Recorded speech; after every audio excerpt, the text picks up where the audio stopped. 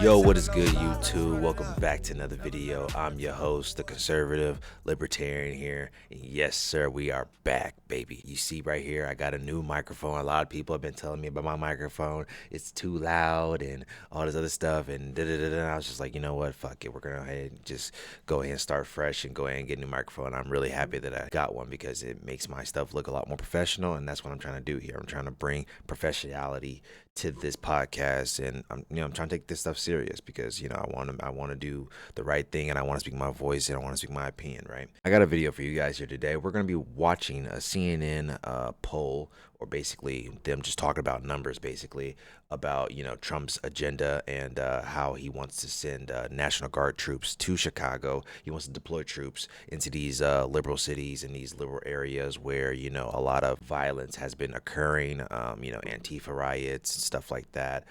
There has been some peaceful protesting, but a majority of it, we all know, we can see it on the telly. You can see it on the telly.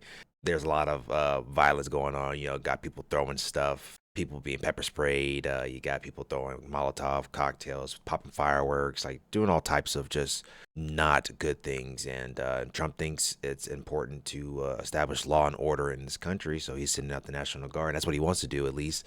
But the judge did deny his order to do that. Judge that he appointed himself, actually. So we're gonna go ahead and get into this CNN.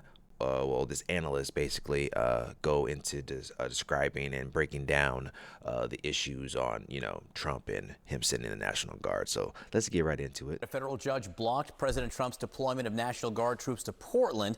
The president is losing in court on this, but is he losing in the court of public opinion?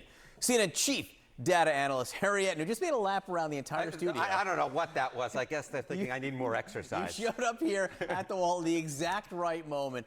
What's public opinion saying right now about the use of National Guard troops, the deployment into cities? Yeah, it's a political loser, John. It's a political loser. Donald Trump may think it's a political winner, but it's a political loser. Oppose Trump deploying in a U.S. city, active duty U.S. military, 61%.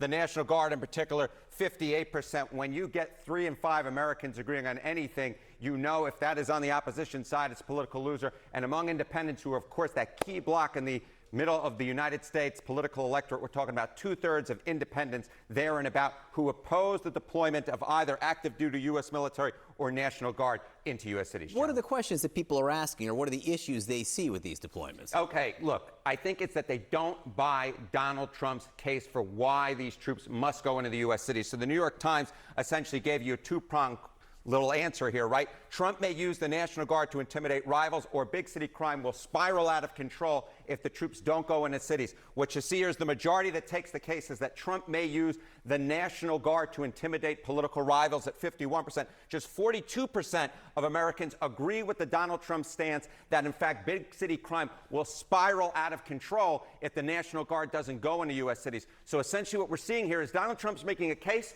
the Democratic opposition's making another case, and the Democratic opposition's case is winning here, and that is a big reason why what you see is you get about 3 in 5 Americans saying they don't want troops going into U.S. cities. You have another really interesting way at looking at this. President Trump seems uniquely focused on Portland, on Memphis, on these cities and crime there.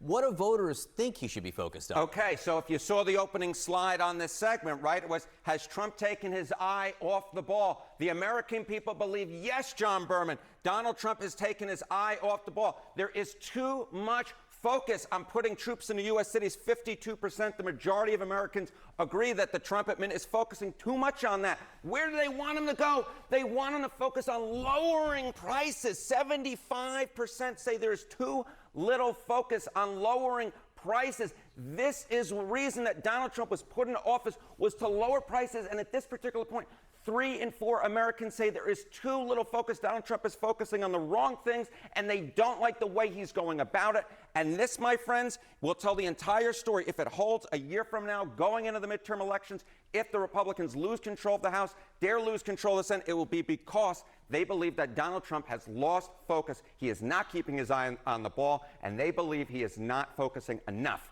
on lowering prices. Interesting. Now that's interesting because certain areas that have been allowing the police force to operate and conduct business with the Trump administration. And I get it, like some of these places where there's a high acute spike in violence in that specific area next to maybe an ICE facility or maybe an administrative office, and and they have to go work over there, but they're not getting the assistance from the police to be able to help them achieve that goal of settling the violence and anything that's going on around there. So sending more troops over that way maybe can be more of use of his use of the troops instead of just sending them to every spot. Maybe just send them to the very high polluted areas where violence is seeming to occur. I think people have this misinterpreted, because if you're worried about prices, he is lowering prices. Inflation has not been going up to the same rate how inflation was under the Biden administration. So that's one thing. It's on a slight tick up, but it's like, if anyone knows anything about inflation is going to always tick up. It's going to always be going up. It's just about how much is it going up at in 1 year or so. But he is lowering prices in the drug area where, RFK is doing a lot of the work over there in the health administration, trying to lower prices for drugs. He just made a deal with Pfizer to lower drugs. Mainstream media, that wasn't the big healthcare story of the week. It was this.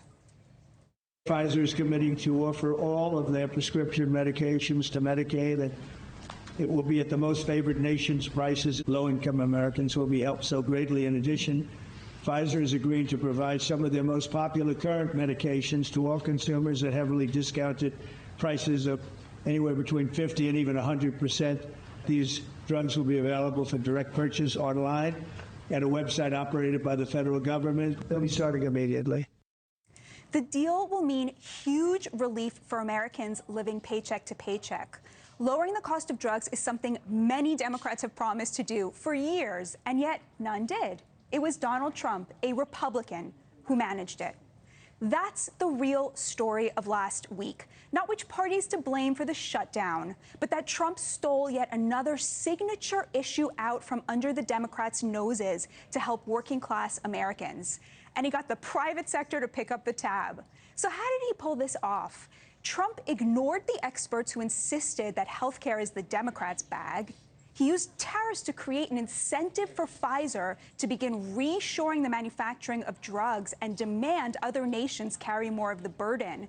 And in so doing, Trump changed the rules of the market to align the interests of a private company with those of its consumers. He also called both RFK Jr. and Dr. Oz, administrator of the Centers for Medicare and Medicaid, relentlessly at all hours of the night and day, demanding that they make headway.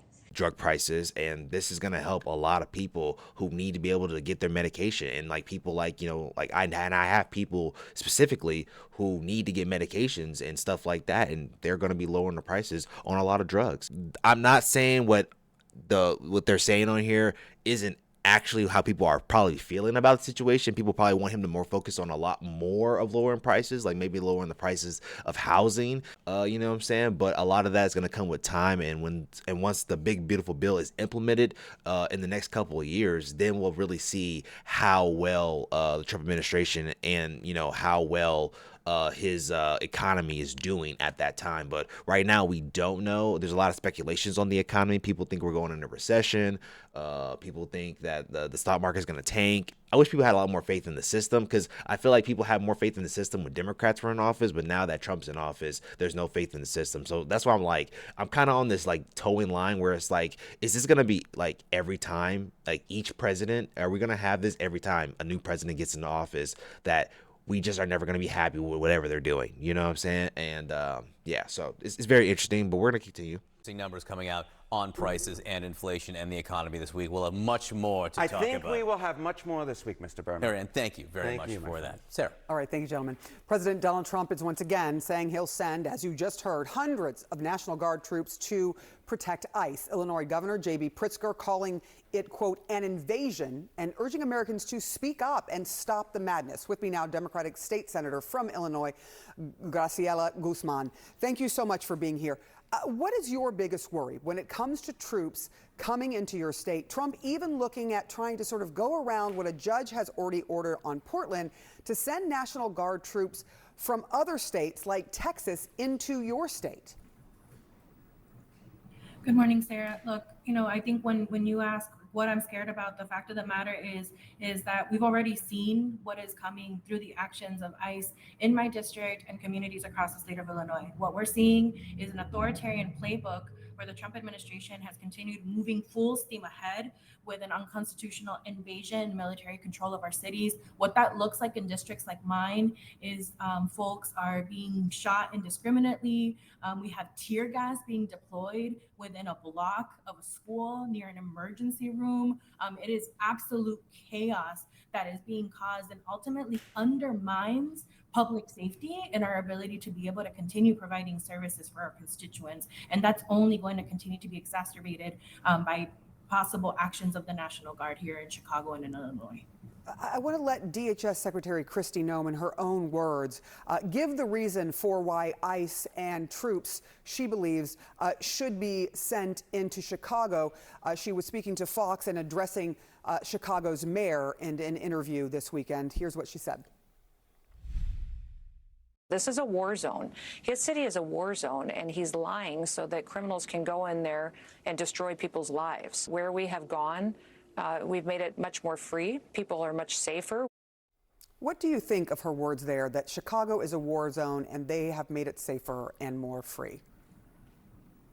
Well, first, I'll cite that in Illinois and Chicago, we were actually seeing a decrease in crime and violence with deep thanks to the investments that we have made in public safety and violence prevention, right? That what I do know is that the war zone, again, is being created by the Trump administration's ICE. Tear gas being deployed at folks being stopped based on the color of their skin, the language that they speak. Older people in my area being temporarily detained for asking a constitutional right, and affirming their right. They are creating the havoc. They are creating the war zone. And what I will say is my constituents do not feel safe. I was in my office on Friday getting call after call after call from folks that are seeing things occur outside their window. Right. So what I do know is the war zone is being created by the Trump administration. Our communities are not better, not safer. And in fact, I would argue we're seeing unprecedented spending for unpopular mass deportation at the expense of things that do keep us safe. Things like putting healthcare in the lives of millions of Americans and millions of Illinoisans. So they are choosing a route to continue to push war-based tactics here rather than actually resourcing and supporting our community. Wow. Wow. Man. I mean, damn. She's she's definitely taking the pill. She's saying that she's more worried about public safety, but I mean, like I said, if you know anything about Chicago, I don't even have to explain Chicago to you for people to understand what Chicago was at a certain point in time. There's literally rappers coming out of the trenches of Chicago and they're telling you, yeah, Chicago was murder one. Chicago used to be murder one at one point. What is she talking about? And I get it, right? The crime has probably decreased over the last, maybe 5 years or so. But that doesn't mean people in the city still feel safe. And I guarantee you the people in certain neighborhoods have never felt safe. It's really hard to give people the type of grace and the type of leniency, because like I said, I meet these people all the time. I have people that that I've worked with, past jobs, and they've had this type of liberal mindset and thinking that the police are just crooks and they're just there to do wrong to certain type of minority groups, which some of them do, but I think there are more good people than there are bad people. That's just how I like to see the world, right? I want to see the world, and that might be a naivete look on it, right? To see the world more as good than it is evil, but I choose to live in that reality because I choose to give everyone the same respect and dignity as I give everybody else, right? And I think a lot of people don't understand that.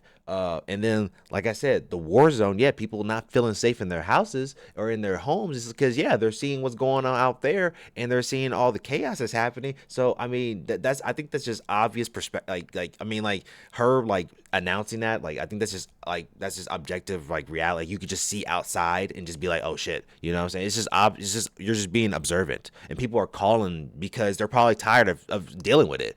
to be honest, they're probably tired of dealing with that shit. You know what I'm saying? They're tired of dealing with the anarchy. Is disastrous, really. I mean, all of it's disastrous. You would think that people would just, just go with the status quo, you know what I'm saying? Just like kind of just go with the motion. Because like I said, he was president before. Because like I said, we haven't seen National Guard troops or, like ICE really doing their job like that. So to see it is objectively, like just, viscerally, it might be jarring to some people, you know what I'm saying? To see that. And sometimes it's jarring to me too. But I think we are going in the right direction. I just think it's just going to take a lot of people are just going to have to just feel a little bit of hurt from it. And it sucks to say it like that, but that's just reality. Like, we have to move forward and, and these are the laws and this is what needs to happen. Let me know what you guys think down in the comments down below. Make sure you leave a like, comment, and subscribe to the channel. We are growing every day. Turn on the notification bell for anytime I upload. And yeah, I'll catch you guys in the next one.